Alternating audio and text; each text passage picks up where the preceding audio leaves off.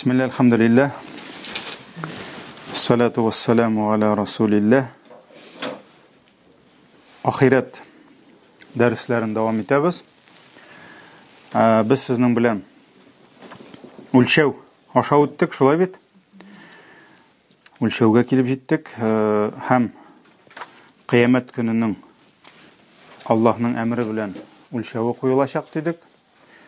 Ol hakiki ölçev, yani kuşma mağnada tugul, в переносном значении tugul. Hakiki ölçev. Şuna göre ol ölçev koyulacak. Anın aytiginde talinkeleri bulacak iki yaktan hem gameller iki yakka da koyulup qaysı yaqtan indi avırrak kile şunday natija çıkarılacak dedik. Şulay bit. Şuna göre bu ölçevlerini Allah Teala gadillik ölçevi dedi. Şuna göre hatta köp kına kişiler özünün izgilikleri köp dip oylasalar da kıyamet gününde bilecekler izgiliklerinin yaki bik az buluğun, yaki kabul bulmağın, yaki bütünley bulmağın bilecekler. Çünkü kişi kay vakit nerse kişinin ölçevi anın nefis havasına beyli ol dürüst ölçemezken mümkün. Şuna göre bu kıyamet ölçevleri alar şın beyasin korsata, hakiki beyasin. Hem biz sizin bilen ayttık, gameller nişek ölçenecek degen sorawını koyduk. Hem ayttık indi, mında hadislerge nigizlenip galimler türlü qarashlar aytadilar, lekin barысы da dürüst. Bütünisinde delili var, hadisler kile. Hem ayttık indi bir qarash indi gameller özleri koyula dedik. Şulay bit.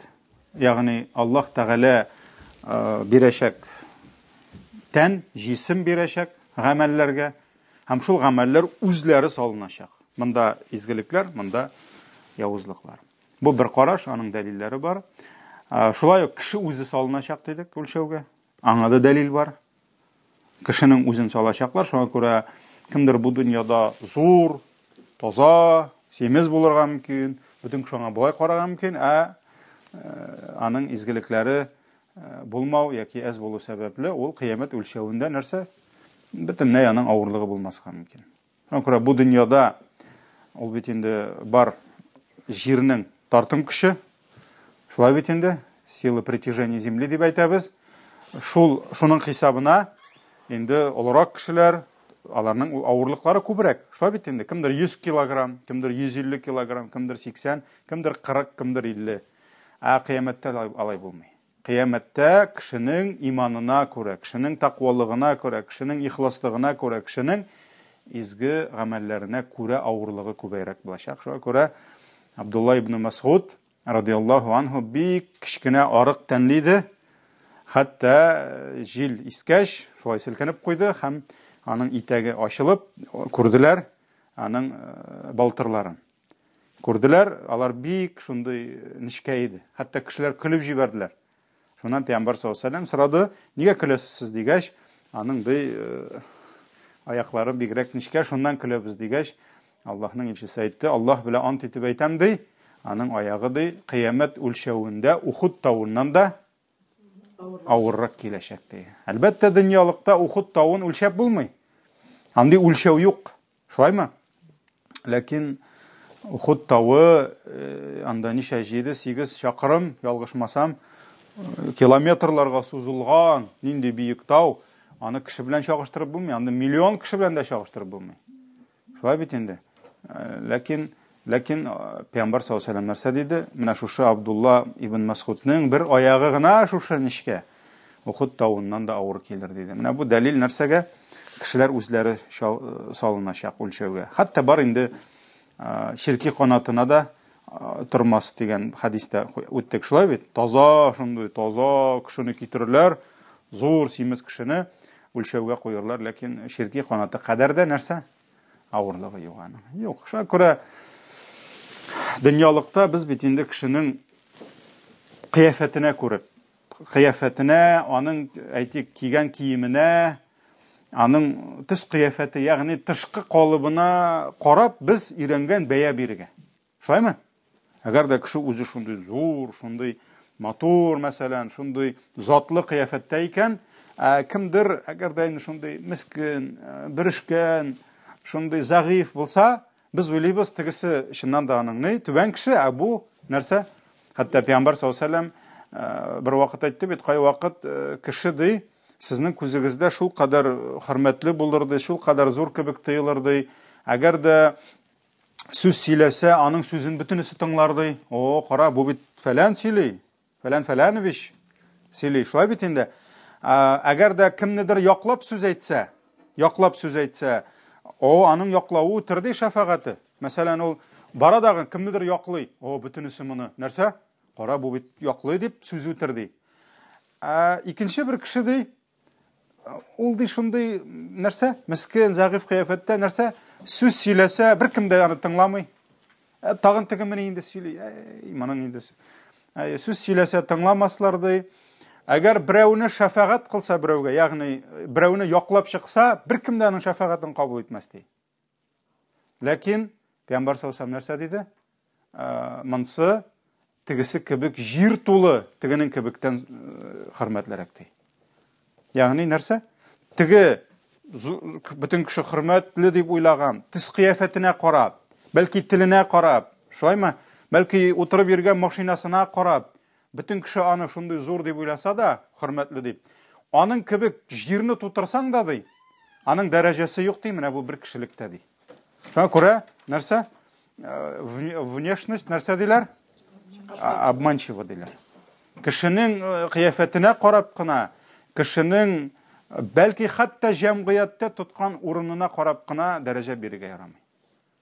Бәлки Аллаһ каршында аның бернинди дәрәҗә, шибен кадәр дәрәҗәсе дә юктыр. Бәлки шуңа күрә Аллаһ Тәгалә дөньялыкта төс кыяфәтне дә, дөньялыкта дәрәҗәне дә Аллаһ хикмәт белән бирә, еш кына ул аның чын дәрәҗәсенә карап бирми. Мәсәлән, Фиргаун әллә дөньялыкта дәрәҗәле булмадымы? Булды, ләкин Аллаһ каршында иң яман кафир ул булды. Аның бу дәрәҗәсе бар дигән сүз түгел. Шулай бит инде. Шуңа күрә Аллаһ Тәгаләнең үлчәве башка. Умумән, ул хәтта хадислар бар, кыямәт алдыннан кешеләрнең иң яманнарын иң яхшы дип уйларлар диде. Кешеләрнең иң яхшысын нәрсә? Иң яман дип әйтерләр ди. Иң алдакчыга ышанырлар ди.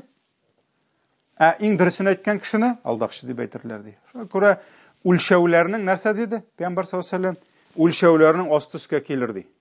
Ул киресенчә үлчи башлаячак.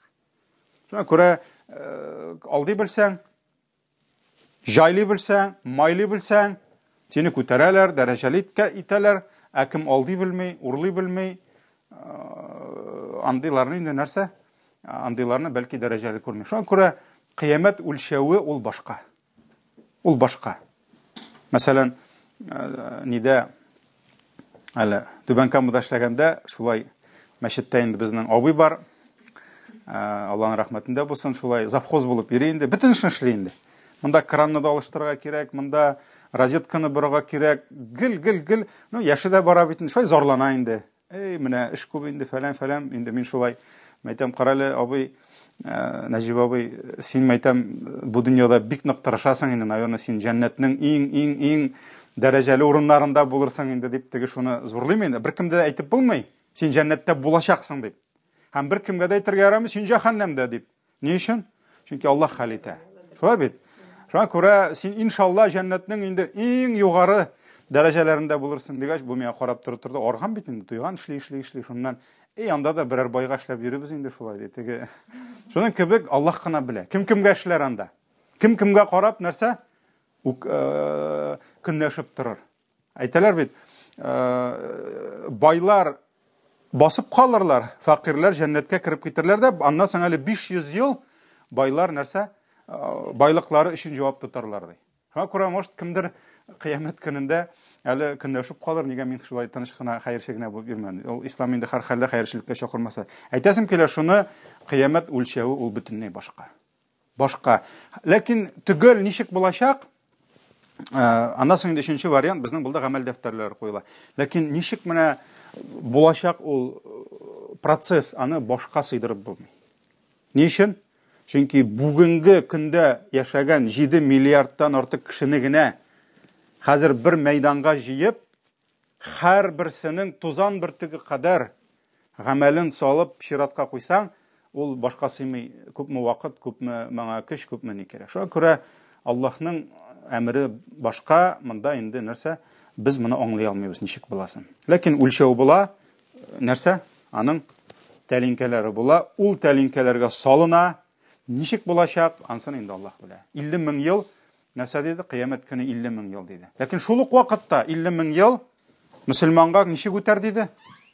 Ха? Кем белә? Бишлек куям. О, машалла, 15 минут. Монсы счеты. Монсы яңа. Илә белән икенде арасы дип килә. Мин мөселман өчен кыямәт үтеп китерде, илә белән икенде арасы кебек. Ягъни 50 мең ел кемгәдер бик тиз үтеп китәчәк. Аллаһның рәхмәте белән. Шуңа күрә үлчәү башка, ләкин без моңа иман китердек. Һәм үлчәүгә иман китермичә мөселман булып булмый, чөнки Коръәни Кәримдә сөекле пәйгамбәребезнең хәдисләре дә безгә шуны күрсәтә. Бүгенге тема кыямәт көнендә сөекле пәйгамбәребезнең күле дип әйтик инде. Күл дип әйтәбез моны. Буа дип әйтсәк тә була, сулык дип әйтсәк тә була, водоем. Ни өчен күл дип әйтсәк, күлде бит инде гадәттә күлгә астан чыга су. Плотина буа дисәң, бәлки ныграк та туры киләдер, чөнки монда җәннәттән агып чыга. Ягъни елга килә җәннәттән, күл җыела кыямәт көнендә. Буны инде хауз дип әйтәбез инде. Хауз дип тә килә. Төрекләр дә хауз дип әйтәбез, ул гарәп сүз инде, хауд. Аллаһның әмре һәм сөекле пәйгамбәребезгә булган хөрмәте. Ул аңа кыямәт көнендә башка да сыйып бетерә алмаслык зур шушы сулык күлне бүләк итәчәк. Ни кадәр ул, әле хәзер кайтырбыз хәдисләргә. Аның суы Пәйгамбәр саллаллаһу алейһи ва сәллям әйтте, sütten аграк. Süt кебек түгел, sütten дә аграк диде. Тәме балдан татлырак диде. Бал бит инде, балдан баллай бер буламы? Юк кебек, ләкин бу балдан да баллы булачак. Аның исе дөньяда була торган иң хуш исле майдан да хушрак. Ягъни иң тәмле, иң хуш исле майның да исе ул кадәр булмый, ягъни аллергия бирә торган түгел, күңелгә ята торган. Аннан да ныграк. Һәм аның ярларында яткан шүлмәкләр, кәсәләр ятачак эшергә. Аларның саны ди, күк йөзендәге йолдызлар саны булыр ди. Ягъни бик күп булачак инде. Күк йөзендәге йолдызлар кебек булачак ди. Һәм бу гаҗәеп су каян чыга? Бу гаҗәеп су Кәүсәр елгасыннан агып чыга. Кәүсәр кайда ул? Ансы җмахта. Димәк, җмахтан бу агып чыгачак. Аның бар хәдисләр ничек агып чыга, торбалардан дип килә ул, алтын һәм көмеш, аларга тукталырбыз хәзер. Бу су бүләк ителгән сөекле пәйгамбәребезгә һәм пәйгамбәребез саллаллаһу алейһи ва сәллям шушы күл буенда үзенең өммәтен көтеп торачак. Ягъни хөрмәт йөзеннән пәйгамбәребезгә иман китереп, аның өммәтендә булган менә шушы бәндәләрне ул үзенең өммәтен шушы суда көтеп торачак, су янында. Яр буенда дип әйтәбез. Кая урнашкан бу су? Беләбез, ул җәннәттән агып чыга. Монда галимнәр берничә караш әйтә, 2 караш әйтәләр. Кайбер галимнәр әйтәләр, бу Сират күперенә кадәр дип. Кайберләр әйтә, бу Сираттан соң дип. Әлбәттә безнең Сират күпере бар. Шулаймы? Без әле Сират күперенә туктамадык. Бу киләсе дәрестә булачак иншалла. Сират күпере ул бит инде хәзер шушы күпер аша ничек энәдән нишкә кылычтан үткән. Шушы күпердән чыгабыз, аста нәрсә? Җәһәннәм яна, һәм аның нәрсә? Ыргаклары сүрәп кешеләрне алып киреп китә. Кемдер китә җәннәткә, машалла, шунда кала иминлектә, яшьлектә, муллыкта, гомерлектә инде кемдер чыгып китәчәк утка. Кемдер вакытлыча, кемдер инде аннары соң янганнан соң гынахлары өчен кайтачак. Менә шуңа күрә галимнәр сорау куялар. Кая урнашкансың? Сиратка кадәрме? Әллә сират күпереннән соңмы? Чөнки сират күпереннән соң булса, димәк, монда инде җумах әһелләре генә керәчәк дигән чәчәк, шулай бит инде. Ә монда булса, төрлесе. Кайбер галимнәр әйтәләр, бу барыбер да сират күпереннән соң диләр. Димәк, кемнәрнең үлчәү эшләре бетте, алыш-бириш бетте бит инде хәзер. Тема хәтерлисезме? Ягъни сират алдыннан нәрсә булачак? Кемгә кем тиеш, bütün әҗәтләрне биреп, кем-кемнәр рәнҗеткән, таратып бетерәчәкләр. Шуңа күрә кемдер җәннәткә барган җирдән нәрсә кая китәчәк? Алла сакласын, утка китәчәк. Ансын өйрәндек. Хәзер кемнәрдер әйтә, сираттан соң ул ди. Ләкин кайбер галимнәр әйтә, юк ди, сиратка кадәр ди. Ни өчен? Чөнки бу күл янына су ишәм дип килгән, хәтта пәйгамбәребез аны каршы алган bütün кеше дә чалмаячак. Ишәм менә ишәм дигәндә, фәрештәләр аны йолкып алып утка атачак. Шуңа күрә галимнәр әйтәләр, әгәр дә сираттан соң булса, инде бу кешеләр булмас иде. Димәк, бу сиратка кадәр ди. Сиратка кадәр ди. Менә шулай әйтә. Монда инде Имам Газали, Имам Куртубилар шулай әйтә инде. Мәсәлән, Ибн Хаҗар аль-Гасқалани, Имам Бухарилар әйтә торган булганнар инде. Бу ди сираттан соң булырга тиеш дип инде. Әйдәгез шушы күл, пәйгамбәребезнең күле сулыгына бәйле кайбер хадисләргә тукталыйк. Әлхамдулилlah, бу сахих, хатта сахихның да мутаватир дәрәҗәләрендәге хадисләр, шулардан инде берничәсенә тукталабыз иншалла. Беренче хадис Абдулла ибн Амр радиллаһу анһума, Абдулладан да, аның әтисе Амрдан да, Аллаһ разый булсын, тапшыра сөйкле пәйгамбәребез саллаллаһу алейхи ва салламның шундый сүзләрен ишеттем ди. Кыямәт көнендә миңа бүләк итеп бирелгән минем күлемнең ди, bir yarından ikinci yarı ди, bir айлык юл булыр ди. Bir айлык юл. Монда инде хәтта сөйкле пәйгамбәребезнең вакытындагы сәфәрнеген алсак та, сәфәр чыгарылды бит инде. 80 чакрым, 100 чакрым дип, шулай бит. Менә монда шама белән алсаң, дөягә утырып барсаң да, нәрсә, көнгә 100 чакрым үтсәң дә, bir айга күпме үтәсең? Шама белән 3000гә якын. Әле көн сайын алай бараламы, юкмы? Шулай бит инде. Шуңа күрә 3000 километрга якын bir ярыннан икенче ярына кадәр. Ягъни теге башы күренмәй. Бик ярак, шулай бит. Һәм нәрсә ди? Аның узынлыгы ди, киңлеге белән бер булыр ди. Димәк, ул нәрсә? Узынча түгел, тигез, яклары тигез була инде. Анда квадрат булырмы? Түгәрәк булырмы инде? Bir bulur di. Anın suyu di, sütten ak bulur di. Anın huş isi di, muskus isindən də hoşlarak bulur di. Hoşarak bulur di. Muskus isindən də, misk isindən də hoşarak bulur di. Anın yarlarında yatkan şülməklər di. Şülmək indi, kufşin. Anın di sanı di, köktəgi yıldızlar sanında bulur di. Mənə ayaz tünni шәһәрдә күренмәй инде ул күк. Шәһәр халкы җирдә күрмәй, күктә күрмәй яши, тилмереп. Ярый кояшны күрәбез инде. Айны да күрмәйбез. Чөнки ай тегеннән генә каядыр 9 этаж картыннан чыга да 18 этажлы йортында кача. Күрмәй дә. Аның өчен инде, конечно, табигатьтә, авылда яшәргә кирәк. Табигатькә якынрак барырга кирәк. Шуңа күрә нәрсә, чыннан да, әгәр дә шәһәрдән читкә китсәң, йолдызлар да күренә башлый. Чөнки фонарьлар юк, теплицалар юк, оргсинтезлар юк, башкасы юк, ул күренә башлый. Анда инде чыннан да башка сыярлык түгел. Күпме йолдыз анда. Менә шуның кебек Пәйгамбәр саллаллаһу алейһи ва сәллям әйтә, нәрсә? Күк йөзендә күпме йолдыз булса, шуның кадәр санында шүлмәкләр булыр ди. Һәм кем шушы күлдән су эчсә ди, туйганчы, бер кашан да аның сусау булмас ди. Бетте. Бүтән бу кешедә нәрсә? Тамак кибү дигән әйбер нәрсә? Булмаячак. Булмаячак. Менә будагын карагыз, кыямәтнең табигатын күрсәтә. Дөньяда бүген күпме генә ашасаң да, иртәгә тагын ашыйсы килә. Шулаймы? Бүген күпме генә йокласаң да, иртәгә тагын йоклыйсы килә. Бүген күпме генә су эчсәң дә, Күпмедер вакыттан соң тагын нәрсә? Су эчәсе килә. Тагын барыбер кибегәсең. Кыямәттә кем шушы судан бер тапкыр эчсә, бетте. Бүтән бер кайчанда тамак кибу дигән әйберне бетәчәк аның. Жажда дигән, тамак кибу, сусау дигән төшенчә булмаячак бүтән ул кешедә. Бүтән бер кайчанда тамагы кипмәячәк. Җәннәттә эчәчәкме соң? Сорау. Җәннәткә кергәч тагын су эчәчәкме?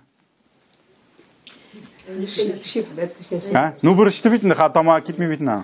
Мәсәлән, кай вакыт әйтәр, су эчәсеңме? Юк, минем тамагым кипмәде диләр. Җәннәттә эчәме? Нигә эчә? Былай гына? Бүтән эш булмаган. Сорау, җәннәттә тамак ачамы? Тамак ачу, ул ничек әйтергә, ул ниме? Фазиләтме? Ләззәтле әйберме, әллә все-таки ниме? Сынаумы? Ул бит бары сынау. Шулай бит инде. Җәннәттә бит сынаулар булмый. Ачлык ул бит авырлык. Җәннәттә авырлык юк. Димәк, җәннәттә ачлык буламы? Ачлык булмаса, бары ашыйсы, бары ашыйсы инде ничесен бирәләр. Бары сиңа списать итәләр. Ярар, җәннәттә димәк, җәннәт алдыннан су эчтек бит инде. Иншалла, амин. Димәк, җәннәттә тамак кипми. Шулай бит инде. Бер кашан да кипмәячәк. Җәннәттә тамак ачмый. Шулай бит инде, ачмый. Чөнки ачлык ул рәхәт әйбер түгел. Димәк, ул әйбер булмаячак анда. Мәсәлән, авыру буламы җәннәттә? Булмый. Бөтен кеше сәламәт була. Йокы киләме җәннәттә? Юк. Җотып җоклар, рәхәтләнеп. Кунаклар китсә, юк, җәннәттә йокы килми. Вообще да җоклап вакыт әрәмите булмый. Димәк, нигә соң алайса җәннәттә ашарга һәм эчәргә? Без инде җәннәт темасына кирип киттек. Ләззәт өчен. Фақат нәрсә тәмле булганга гына. Фақат кешегә ул суларны ичү ләззәт китергәнгә. Ләззәтәл лишарибин дип хәтта Аллаһ Тәала бу дөньяда да әйтә инде. Шулай битме? Хәтта ашыячак кеше фақат тәмле булганга. Ашыйсы килеп беркем дә ашамаячак. Ягъни ашыйсы килеп дигән сүз ачлык кичереп. Ләкин бу дөньяда Аллаһ биргән ачлык. Хәтта бу дөньяда тамагың аш булмаса, ризыгың да тәмле булмый ул кадәр. Шулай бит? Мәсәлән, бик каты тамак аш булса, нәрсә? Кара ипиңдә икрасыз да керә, шулаймы? Кеше бит менә хәзер ипинең тәме юк ди, ризыкның тәме юк ди. Элекке заманда тәмле иде ди. Элекке заманда аш булган ул. Шуңа күрә тәмле булган. Җәяү йөргән, эшләгән, хәзер бер нәрсә эшләми, машинада скорость алыштырасы юк, газга басасы юк, тормозга басасы юк, үзе баса бит инде бөтенсен. Шуңа күрә ашыйсы килми кешенең. Шуңа күрә тәмен изди. Бер тәмнә бидем. Аны җибәрә кирәк басуга. Аны кирәк ярты көн эшләтергә. Аннан кара ипиңдә ашый. Уразадан соң хлорлы суда тәмле. Шулаймы? Шуңа күрә җәннәт, ләкин җәннәттә алай түгел. Җәннәттә тамак ачмый, җәннәттә тамак кипми, ләкин кеше бары эчәчәк, бары ашаячак ләззәт өчен. Ләззәт өчен. Димәк, эчте бүтән тамак кипми. Икенче хадис, Абу Хурайра. Бу Бухари, Муслим риваятларында килде. Икенчесе Абу Хурайра радиллаһу анһудан килә, Пәйгамбәр саллаллаһу алейһи ва сәллям әйтте. Дөрестлектә минем кыямәттәге күлемнең ике яры арасы ди, Айла шәһәре белән Адан шәһәре арасы кебек булыр ди. Айла ул инде Акаба, кем Иордания аша хаҗга барган булса, элегрәк йөриләр. Акаба шәһәренә төшәләр. Иордания бит бөтенләй бу якта, өстә ул. Өстә. Средиземное морьда. Бу яктарак. Адан ул Йемендә. Киресенчә ул Оста, Арабское море тирәсендә. Димәк, шушы икара 2000-нән артык 3000 километрга якын. Тегендә әйткәнек бит инде. 1 айлык юл дип. Шулай бит, как раз 2000-нән артык 2000 чакрым чыга аның арасы. Димәк, карагыз, күренми, диңгез кебек. Күренми, ул кичкенә генә яр ни булса күренер иде. Шулай бит. Һәм аның суы ди кардан, монда кар дип килә. Тегендә килгән иде сөт дип, монда килә кардан акты. Балы ди, татлылыгы ди. Бал кушылган сөттән тәмлерәк ди. Балга сөткә бал салсаң, тәмле була бит, баллы була. Ләкин ди, шуннан да баллырак ди. Аның ярларында яткан савытлар ди, монда инде шүлмәк дип әйтми, савытлар ди. Күктәге йолдызлар санынча булыр ди. Һәм мин ди, шушы күл янында басып торырмын, шит кешеләрне куып Карагыз, Пәйгамбәрбез үз кешеләрен генә кабул итәчәк. Шит кешеләрне куып ничек суга үз суына ширтергә килгән хуҗа шит дөяләрне куган кебек Монда бер кешенең бар үзенең водоемы, кичкенә генә, ул аны ясаган һәм ул аны тота, саклап ни өчен, кемнәр өчен? Нәрсәләр белән татар телендә? Үз дөяләре өчен. Ә монда кемнәрнеңдер дөяләре кирип бара. Бу бит аның үз хуҗасы бар. Шулаймы? Шуңа күрә үз дөясенә калсын өчен ул аларны куып торачак. Пәйгамбәр саллаллаху алейһи ва сәллям мин шит кешеләрне куып торачакмын Ягъни үземнең өммәтем өчен инде. Шуннан соң кешеләрдә сорау туды. Я Расулаллах, син аларны ничек таныйсың Пәйгамбәрбез саллаллаху алейһи ва сәллям 7-8 гасыр, бүген 21 гасыр. Аллаһ насип итсә, кыямәт җитмәсә 25 гасыр булыр, 30 гасыр булыр. Шулай бит инде, карагыз. Пәйгамбәр саллаллаху алейһи ва сәллям бөтен өммәтен күрдеме? Юк, каян күрсен? Шуңа күрә сахабаларда сорау туды. Син каян таныячаксың Аларны Алар бит инде паспорт күрсәтми, удостоверение күрсәтми, мин Мөхәммәд өммәтеннән дип. Шулай бит. Пәйгамбәр саллаллаху алейһи ва сәллям әйтә, әйе чөнки минем өммәтемнең сезнең айырым билгеләрегез булачак Билгеләрегез булачак һәм ул билгеләр бүтән бер өммәттә дә юк Тәһарәт алган җирләрегез балкып торачак Тәһарәт алган җирләрегез, тәһарәт алганда, тәһарәт нәрсә ул? Намаз алдыннан без тәһарәт алабыз, кул җуып башлыйбыз. Шулай бит? Шуңа күрә куллар терсәккә кадәр була инде ул, чөнки юабыз бит терсәккә кадәр. Шулай бит инде. Йөз булачак бит инде.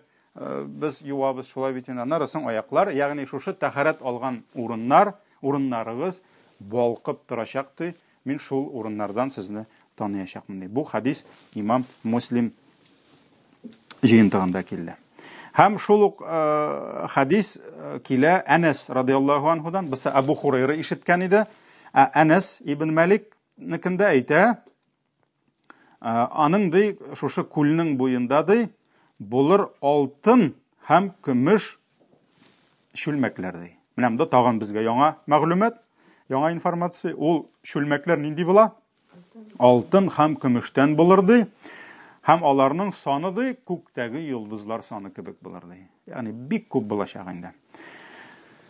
Шул ук хадис Сәүбәннән килә. Сәүбән радиллаһу анһудан, анда инде Пәйгамбәр саллаллаху алейһи ва сәллямнең аның суы турында сорагач кешеләр ул әйтте Аның суы сөттән ак һәм сыйык балдан баллырак, татлырак булыр Сыйык балдан татлырак булыр Һәм аңа суды 2 торба дип әйтик минде, менә бу водосток була инде. Шушы 2 юлдан кирер агып кирер Алар икесе дә җәннәттән сузылган булыр Бу инде түгәрәк торба булырмы, яки менә элек бит инде торба булмады. Менә мондай таштан ясала иде, улак кебек агып төшә, шулай бит. Аның өсте ачык. Менә шушы 2 җәннәттән үк сузылган. Аның берсе алтыннан булыр икенчесе көмештән булыр проба выше була инде, дөньядагы түгел. Менә шундый мәгълүматлар килә хадисләрдә Пәйгамбәрбез саллаллаһу алейһи ва сәллямнең күле турында. Хәзер инде берничә сүз, кемнәр күлгә килеп тә аларны күлгә кертмәячәкләр. Чөнки булачак шундый кешеләр, сөйкле Пәйгамбәрбезнең өммәтеннән алар үзләрен күреп, хәтта Пәйгамбәрбез дә аны үз өммәте дип уйлар. Димәк инде аны таныгач, күрәсең тәһарәтле җирләрдә булыр. Шулай бит инде. Әмма ләкин Аллаһның әмре белән ул кешеләрне кертмәячәкләр. Хәтта сөйкле Пәйгамбәрбез кертергә теләсә дә кертмәячәкләр. Булар кемнәр? Монда да хадислар килә. Шул хадисларга әйдәгез тукталып китик. Берничәсенә. Абдулла ибн Мас'уд, кем ул? Аягы Ухуд тауыннан да авыр киләчәк. Әйтә, сөйкле Пәйгамбәрбез әйтте Кыямәт көнне мин сездән алда китермен Һәм сезне шушы күл янында көтеп торырмын Әлхәмдүлилләһ, сөйкле Пәйгамбәрбез башлык буларак, өммәт җитәкчесе буларак ул алдан китеп, Мин сезне күл янында көтеп торырмын ди. Кайберләрегезне мин танып алырмын ди. Демәк, таныды үзенең өммәте, шулай бит инде. Ләкин мин аларны танып, каршы алырга дип чыккач ди, үзенең өммәтен. Аларны электреп алырлар ди. Анда инде сүз бара, күрәсең, фәрештәләр турында. Шулай бит? Ягъни минем яныма китермәсләр ди. Шуннан соң мин әйтермен ди, я Раббым, бу бит минем иярченнәрем, бу минем арттан барган минем өммәтем дип әйтермен ди. Шуннан соң миңа әйтелер ди, син киткәннән соң алар нинди бидгатьләргә, нинди яңалыкларга шумганын син бит белмисең дип әйтелер ди. Пәйгамбер үлгәннән соң иде бу. Әйе, пәйгамбер китте, өммәт бит төрле якка юнәлде. Шулаймы? Кемдер сөйкле пәйгамбәребез калдырган юлдан тайпылды, кемдер дингә яңалыклар кертте, храфатлар кертте. Шуңа күрә Аллаһның илчесе калдырган юлны саклый алмады, тайпылды. Шуңа күрә мин ди аларны танырмын ди. Мин аларның каршы алырга чыгармын, ләкин аларны электрип алырлар ди. Һәм мин әйтермен ди, я Раббым, булар бит минем өммәтем. Ләкин миңа әйтелер ди, синнән соң алар нәрсәләр кыланганын син белмисең дип әйтелер. Димәк, адашканнар, сөйкле пәйгамбәребез саллаллаһу алейхи ва саллям киткәннән соң. Бу Бухари Муслим җыентыгында килә. Шулай ук Бухари Муслимда килә хадис Анас ибн Маликтан. Анас ибн Малик кем ул? Сөйкле пәйгамбәребезнең өендә ничә еллар аңа хезмәт итте. Хезмәт күрсәткән, аның өендә яшәгән. Анас ибн Малик, Аллаһ аннан разый булсын, әйтә, сөйкле пәйгамбәр саллаллаһу алейхи ва саллям әйтте ди. Кыямәт көнендә минем сахабаларым дип әйтә хәтта. Миңа ияргән кешеләрне алып килерләр ди. Мин аларны күрермен ди. Алар миңа таба килерләр ди. Һәм шул вакыт аларны электрип алып миңа китермәсләр ди. Электрип алырлар, тотып алырлар ди. Шуннан соң мин әйтермен ди, я Раббым, бу бит минем кадерле сахабаларым, бу бит минем кадерле сахабаларым дип әйтер ди. Ягъни миңа иярүчеләр бит дип әйтермен ди. Шуннан соң миңа әйтелер ди, дөрестлектә алар синнән соң нинди бидгатләргә, хурафатларга кергәннәрен син белмисең бит дип әйтер ди. Бу Бухари Муслим җыентыгында килә. Шуннан соң икенче бер хадистә килә, Бухари Муслимда, миңа шулай дип җавап биргәннән соң мин дә әйтермен ди, китегез моннан, минем динемне үзгәртүчеләр дип әйтермен ди. Ягъни кемнәр минем динемне миннән соң үзгәрттеләр, мин калдырган юлны бидгатлар белән инде. Китегез, барыгыз моннан дип, мин аларны куып җибәрәмен ди. Әлбәттә, пәйгамбер саллаллаһу алейхи ва саллям моның белән килешә. Ни өчен? Чөнки ул бит белмәгән аларның аннан нәрсә эшләгәннәрен. Монда инде аңа әйтәләр. Һәм шундый хадисләр алар инде бар, берәү генә түгел. Абу Хурайра радиллаһу анһу тапшыра, сөйкле пәйгамбер саллаллаһу алейхи ва саллям әйтте: Кыямәт көнендә ди килер bir төркем миңа иярүчеләр ди, минем өммәтем ди, ләкин аларны куып җибәрерләр ди. Су яныннан куып җибәрерләр ди. Шуннан соң мин әйтермен ди, я Раббым, булар бит миңа иярүчеләр дип әйтер ди. Ләкин Аллаһ Тәгалә әйтер ди, синең ди юк гыйлемең ди, мәгълүматың ди, синнән соң алар нинди бидгатләргә кирделәр ди. Алар ди нишләделәр? Алар борылдылар ди, һәм тайпылдылар ди. Ягъни нәрсә? Иманнан киттеләр ди. Монда инде бидгат кенә түгел, хәтта иманнан киттеләр дип килә.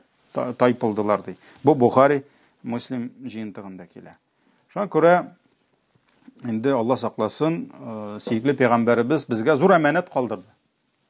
Һәм без мусламаннар бу әманәтне сакларга тиеш. Әгәр дә без үзебезне мин Мөхәммәд өммәтеннән дип, мин Мөхәммәдкә иман китердем, саллаллаһу алейхи ва саллям, аңа салават әйтеп, аны зурлап, бәлки аның хадисләрен сөйләп, ләкин шул ук вакытта син ул калдырган юлдан тайпылсаң, аның сахабалары юлыннан, безнең шушы өммәтебезнең зур галимнәре юлыннан тайпылсаң, нәрсә? Алла сакласын, сиңа сулык булмаячак. Һәм судан сине беркем дә эчертмәячәк, хәтта сөйкле пәйгамбәребез саллаллаһу алейхи ва саллям нәрсә? Теләсә дә аны керттермәячәкләр, чөнки син белмисең шул, алар синнән соң нәрсә эшләгәнен дип. Тагын бер хадис.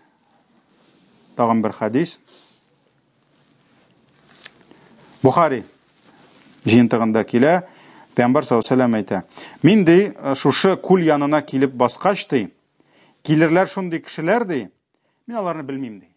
Белмим ди, мин аларны белмим ди, килер шундый кешеләр ди. Шуннан соң кемдер, ниндидер кеше ди, минем белән алар арасына килеп басыр ди. Һәм аларга әйтер ди, киттек әйдә дип әйтер ди. Монда бит монда су, монда тора Аллаһның илчесе, каршы алып бөтенесен. Шулай бит инде. Һәм килә бер төркем кеше, Пәйгамбер саллаллаху алейхи ва саллям аларны белми. Алар килгәндә безнең арабызга бер кеше килеп басыр ди, һәм тегеләргә борылып әйтер ди, киттек әйдә дип ди. Киттек. Шуннан соң мин әйтермен ди, кая китте? Кая китәсез дип ди. Кая? Шуннан соң ул әйтер ди, җәһәннәмгә ди. Бу кеше әйтер ди, җәһәннәмгә китәбез ди. Аллаһ белә, валлаһи җәһәннәмгә дип әйтер ди. Шуннан соң мин әйтердем ди, бу бит инде димәк кеше килгән буларны алырга. Шулаймы? Шуннан соң мин әйтердем ди, алар нәрсә эшләделәр соң? Нәрсә эшләделәр соң алар дип ди. Шуннан соң ул әйтер ди, алар артларын куйдылар һәм тайпылдылар дип әйтер ди. Адаштылар ди. Алар тайпылдылар ди. Шуннан соң икенче бер төркем килер ди. Аларны мин беләм ди. Һәм безнең белән ике арага ди, тагын кирип басыр ди. Кирип басыр ди. Һәм әйдә киттек дип әйтер ди. Шуннан соң мин сорармын ди, кая киттек? Бу әйтер ди, валлаһи җәһәннәмгә дип әйтер ди. Җәһәннәмгә. Шуннан соң мин әйтермен, алар нәрсә эшләделәр соң? Нигә җәһәннәмгә дигәч, алар адаштылар һәм тайпылдылар дип әйтер ди. Һәм шуларның ди бер азыгына калыр ди. Шуңа күрә нәрсә? Әле кыямәтнең күленә килеп җиткәч тә нәрсә? Әле булды дигән сүз түгел. Шулай бит. Шуңа күрә Алла сакласын, әгәр дә кеше инде үзен сөекле пәйгамбәребезнең юлыннан дип тә, бәлки тәһарәт алганнан аларның янып торган урыннары булса да, нәрсә аларны инде берәм-берәм алып китергә, төркем-төркем алып китергә мөмкиннәр, Алла сакласын, җәһәннәмгә. Чөнки Пәйгамбәр саллаллаху алейхи ва саллям киткәннән соң бөтен өммәт тә аның юлында калмады, кызганыч. Бик күп, әгәр дә дөнья күләм карасаң, ислам яши торган, мөселманнар яши торган җирлекләрне, бик күп җирлекләрдә, Алла сакласын, әллә нинди башка сыймый торган хөрәфәтләр бар. Әллә нинди бидгатьләр бар. Әллә нинди исламда бөтенләй нигезе булмаган, ләкин гыйбадәт рәвешенә кирип киткән әллә нинди тайпылулар бар. Бар, ул бигрәк тә менә бу гыйлемнән ярак булган халыкларда. Менә аралашабыз бит инде, кайбер дагыялар бар инде, дәгъвәтчеләр бар. Хәзер бит җайлы бөтен дөнья кисәдә. WhatsApp тегесе булсы, шул Африка илләрендә менә күп кенә халыклар исламга киләләр, ләкин гыйлем алмыйлар.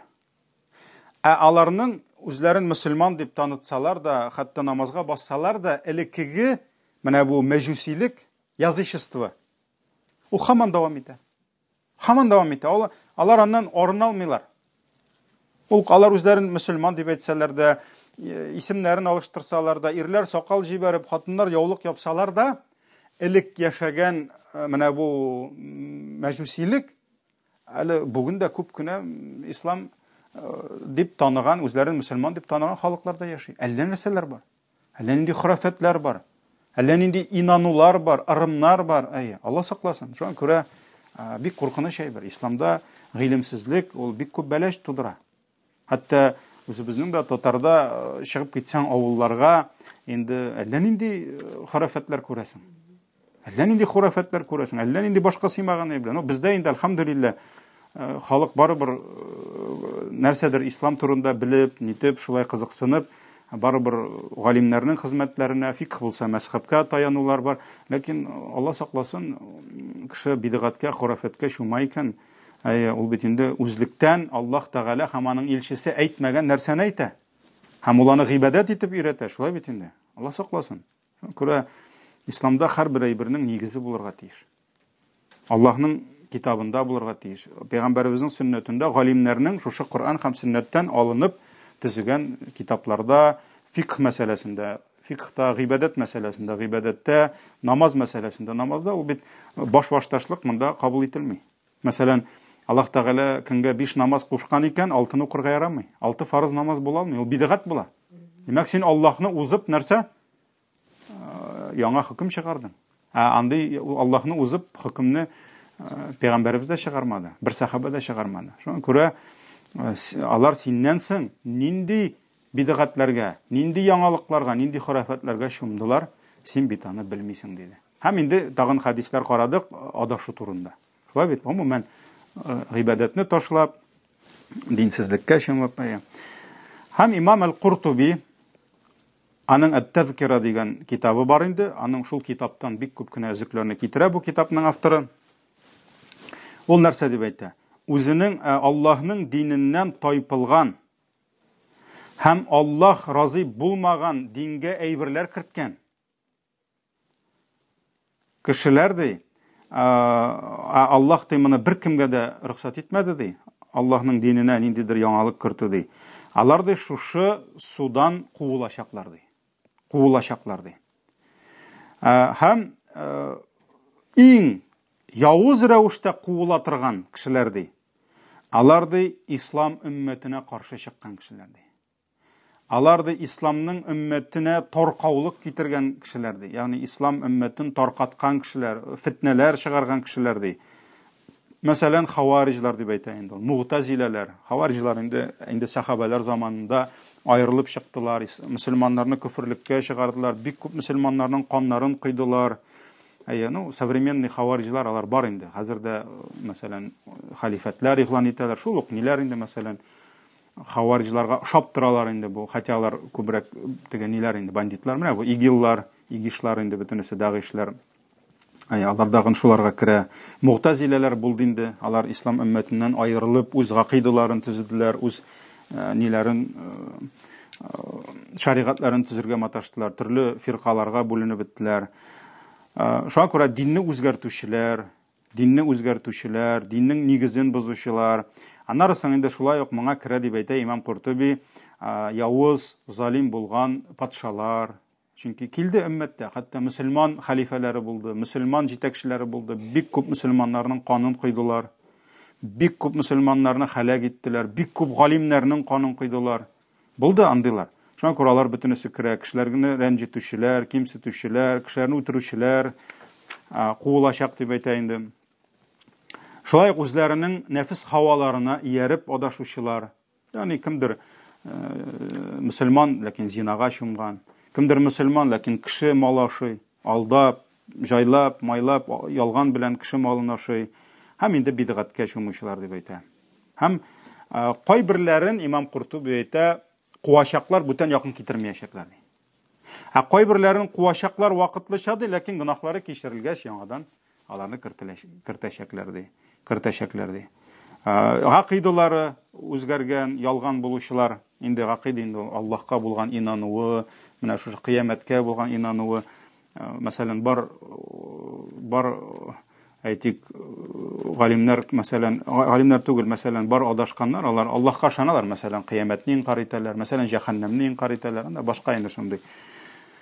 Шуңа күрә аларны куып җибәрәчәкләр инде. Куып җибәрәчәкләр, Имам Куртуби шушы кешеләр турында әйтә. Шуңа күрә инде Раббым безгә шушы дөньяларны үтеп, иман белән кайтып, каберләрне үтеп, кыямәт көнендә Аллаһ Тәгалә безгә инде үзенең рәхмәте белән гынахларыбызны кичереп, гамәл дәфтәрләребезне биреп, инде шушы сулардан без бит килеп җиттек суга, инде киләсе дәрестә Сират күперенә менә башлыйбыз. Инде Раббым шушы сулардан эчәргә, сөйкле Пәйгамбәрбез саллаллаһу алейһи ва сәллям белән Раббым насыйп итсен, иншаллаһ. Ярар, киләсе дәресебез безнең инде кирип китәбез, шушы Сиратка таба барабыз инде, иншаллаһ. Субханакаллаһумма бихамдик, ашһаду ан ла илаха илля ант, астагфирука ва атубу илейк.